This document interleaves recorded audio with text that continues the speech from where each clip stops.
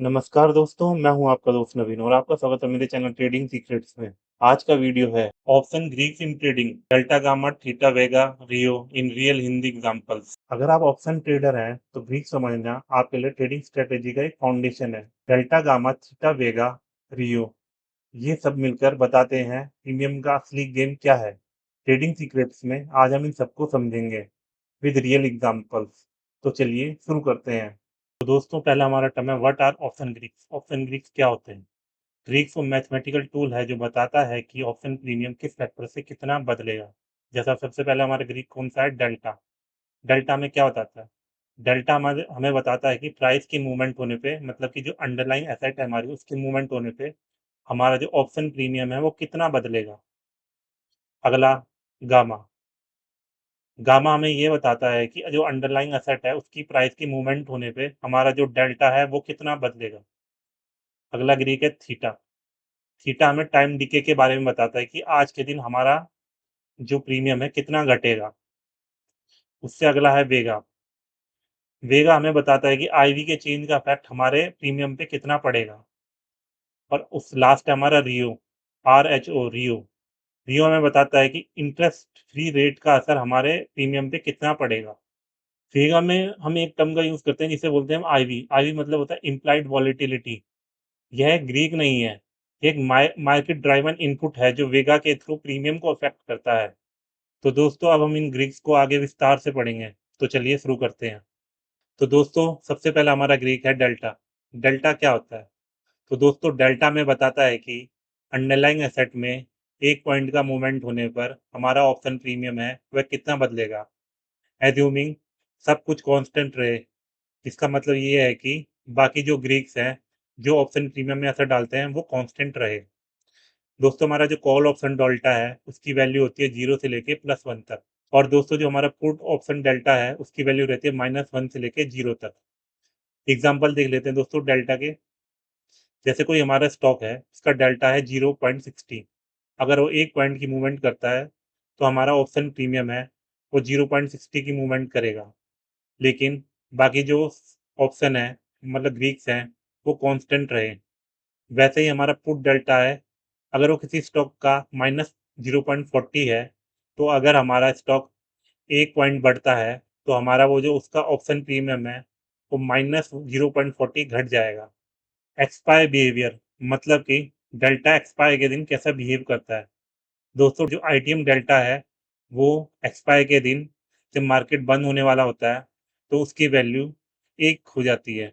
और जो हमारा ओटीएम डेल्टा है वो एक्सपायर के दिन मार्केट बंद होने तक उसकी वैल्यू 0 तक घट जाती है। और जो एटीएम डेल्टा है उसकी वैल्यू ±0.5 रह जाती है। तो दोस्तों, इसका मतलब ये है कि एक्सपायर के दिन जो डेल्टा की वैल्यू है आईटीएम में वो 1 के करीब जाता है, और जो ओटीएम होते हैं वो जितने भी हैं वो 0 के करीब जाते हैं। और जो एटीएम ऑप्शन है वो 0.5 ही रह जाता है। जैसे जैसे एक्सपायर पास आती है डेल्टा एक्सट्रीम वैल्यू की तरफ बढ़ता है। आईटीएम ऑप्शन का डेल्टा 1 के करीब, ओटीएम का 0 के करीब। Delta range table. जो डीप आईटीएम है उसकी डेल्टा की रेंज कितनी होती है? उसकी डेल्टा की रेंज होती है 0.90 से 1। और ये जो 0.90 से 1 है ये है कॉल की। और जो ये पुट की वो है -0.90 से 1। आईटीएम ऑप्शन में कॉल की जो रेंज होती है डेल्टा की वो रहती है 0.70 से 0.90। पुट में यह रेंज रहती है -0.70 से -0.90। जो एटीएम है उसमें कॉल कॉल जो एटीएम है उनकी रेंज रहती है 0.45 से 0.55। और जो पुट है उनकी रेंज रहती है -0.45 से -0.55। जो ओटीएम है उसमें कॉल डेल्टा की रेंज रहती है 0.20 से 0.40। और जो पुट डेल्टा उनकी रेंज रहती है -0.20 से 0.40। और जो डीप ओटीएम है उसमें कॉल की वैल्यू रहती है 0 से लेके 0.20। और जो पुट में है उसमें रेंज रहती है -0 से -0.20। तो दोस्तों, अगला हमारा ग्रीक है गामा, जिसे हम बोलते हैं डेल्टा का बूस्टर। दोस्तों, ये गामा हमें बताता है कि डेल्टा कितनी स्पीड से बढ़ेगा जब अंडरलाइंग प्राइस में मूवमेंट होगा। दोस्तों जो गामा है इसकी मैक्सिमम वैल्यू एटीएम ऑप्शन में होती है और मिनिमम वैल्यू डीप आईटीएम और ओटीएम ऑप्शंस में होती है। एक्सपायर के पास गामा पीक करता है एटीएम ऑप्शन में और डीप आईटीएम ओटीएम में जीरो हो जाता है। मतलब कि एक्सपायर के दिन जब मार्केट समाप्त होने वाला होता है तो जो गामा की वैल्यू होती है वो एटीएम में ज़्यादा रहती है सबसे, और जो डीप आईटीएम और ओटीएम ऑप्शन की उनकी जीरो हो जाती है। तो दोस्तों अब हम एक एग्जांपल देख लेते हैं। जैसे कोई हमारा अंडरलाइंग एसेट है, उसका जो स्ट्राइक प्राइस है, किसी स्ट्राइक प्राइस के गामा की वैल्यू 0.10 है और हमारे डेल्टा की वैल्यू 0.60 है। अगर वो अंडरलाइंग एसेट 1 पॉइंट की मूवमेंट करता है, तो जो हमारा डेल्टा है वो 0.60 से 0.70 में बदल जाएगा। तो दोस्तों जो हमारा जो डीप आईटीएम होते हैं, उनका जो डेल्टा होता है ऑलमोस्ट 1 के करीब होता है। इसलिए हमारे जो डीप आईटीएम है, उनमें गामा की वैल्यू ऑलमोस्ट 0 के करीब होती है। तो दोस्तों अगला हमारा ग्रीक है थीटा, जिसे बोलते हैं हम टाइम का दुश्मन। तो थीटा है जो हमें बताता है कि ऑप्शन प्रीमियम हर दिन कितना घटेगा। एज्यूमिंग अगर हम मान लें कि बाकी सब चीज़ें कांस्टेंट है, तो जो थीटा है वो बायर्स के लिए नेगेटिव रहता है और सेलर्स के लिए पॉजिटिव रहता है। मतलब कि वो जो ऑप्शन बायर है, उनके प्रॉफिट को कम करता है और ऑप्शन सेलर के प्रॉफिट को बढ़ाता है। दोस्तों जो थीटा होता है वो नॉन लीनियर डिके रहता है। यह एक्सपायर के दिन जैसे ही मार्केट समाप्त होने वाला होता है, तो ये बढ़ता रहता है, जिसमें ये मार्केट के अंत तक टाइम वैल्यू जीरो हो जाती है और थीटा की वैल्यू भी जीरो रहती है। सिर्फ जो ऑप्शन प्रीमियम रहता है वो सिर्फ इंट्रिंसिक वैल्यू पे रहता है, क्योंकि आपको पता है कि जो ऑप्शन प्रीमियम है वो दो चीज़ों से बना होकर बन के मिलता है। एक हो गया टाइम वैल्यू और दूसरा हो गया इंट्रिंसिक वैल्यू। टाइम वैल्यू यह एक्सपायर के दिन जीरो हो जाती है। तो दोस्तों हम अभी एग्जांपल देख लेते हैं। थीटा 1 हो तो ऑप्शन 1 पर डे लूज़ करेगा, assuming no other change. Expire से 1 दिन पहले अगर टाइम वैल्यू 5 है, तो थीटा भी 5 हो सकता है। दोस्तों अब थीटा का बिहेवियर टेबल देख लेते हैं। जो थीटा की वैल्यू रहती है वो एटीएम ऑप्शन में हाईएस्ट रहती है। रीज़न क्या रहता है? इसमें मैक्सिमम टाइम वैल्यू रहती है। और दोस्तों आईटीएम और ओटीएम ऑप्शन में थीटा की वैल्यू मॉडरेट रहती है, क्योंकि उसमें टाइम वैल्यू प्रेजेंट रहती है लेकिन कुछ मात्रा में रहती है। और दोस्तों डीप आईटीएम और ओटीएम में थीटा वैल्यू लोवेस्ट रहती है, क्योंकि इसमें मिनिमम टाइम वैल्यू रहती है। तो दोस्तों अगला हमारा ग्रीक है वेगा। दोस्तों वेगा है जो हमें बताता है कि आईवी के 1% चेंज होने पर ऑप्शन प्रीमियम कितना बढ़ेगा, चाहे हमारा स्टॉक मूव करे या ना करे। एग्जाम्पल देख लेते हैं। दोस्तों अगर वेगा हमारा 0.20 है और आईवी हमारा 5% बढ़ जाता है, तो हमारा जो हमारा प्रीमियम है वो 1 रुपये बढ़ जाएगा, चाहे स्टॉक प्राइस हमारा मूव करे ना करे। दोस्तों वेगा बिहेवियर टेबल देख लेते हैं। दोस्तों जो एटीएम ऑप्शन में हमारा वेगा का इम्पैक्ट रहता है हाईएस्ट रहता है, और डीप आईटीएम और ओटीएम ऑप्शन में हमारा वेगा का जो इम्पैक्ट रहता है वो लोवेस्ट रहता है।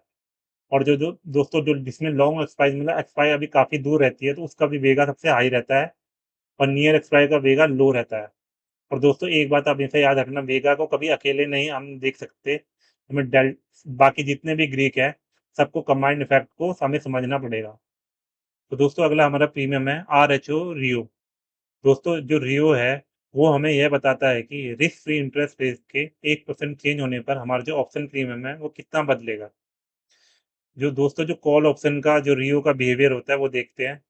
दोस्तों जो कॉल ऑप्शन में रियो होता है वो पॉजिटिव रहता है, वह इंटरेस्ट रेट बढ़ने पर कॉल प्रीमियम बढ़ता है, और लॉन्ग एक्सपायरी और हाई स्टॉक प्राइस का रियो हाई रहता है।